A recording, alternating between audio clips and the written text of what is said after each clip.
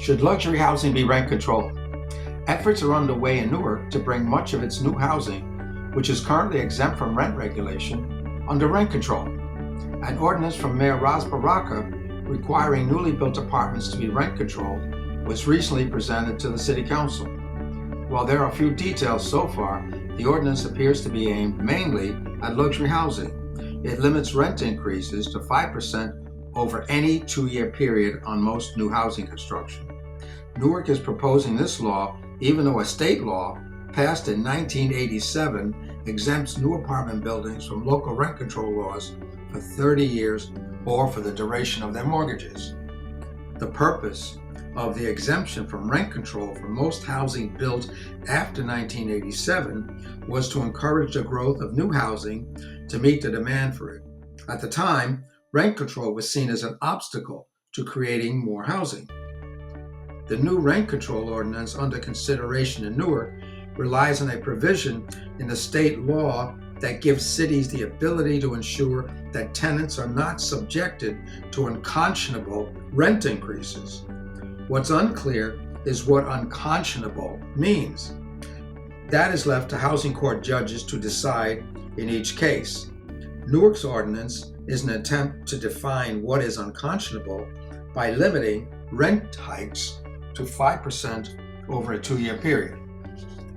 In setting a specific limit on rent increases, Newark officials say they are attempting to keep the city affordable as new luxury housing is going up at a fast pace. They said that they were moved to take action by what they saw in Jersey City, where they say big rent increases in new buildings that are not rent controlled are taking some tenants by surprise. It seems Newark officials were referring to the ongoing conflict residents of Portside Towers have with their landlord, who is increasing rents as much as 35% in some cases. Tenants claim the rent increases are illegal because the landlord failed to complete the necessary paperwork to be exempted from the rent control law. The landlord, Equity Residential, disputes this claim. Tenants are facing large rent increases across New Jersey as landlords who are exempt from local rent control laws raise rents as high as they can. According to the Housing and Community Development Network of New Jersey, the state is one of the most expensive in the nation to rent an apartment in. This has become stressful for many families who are spending more of their income on rent.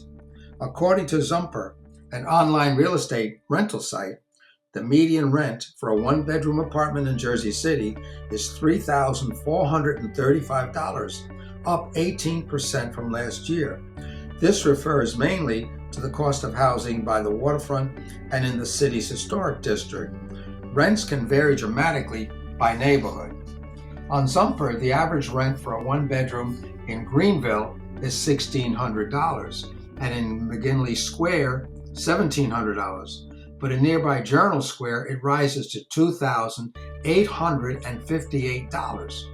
The average rent in Greenville and McGinley Square is out of reach for most residents in these working-class neighborhoods, experiencing the ripple effects of the growth in luxury housing in Journal Square and elsewhere in the city.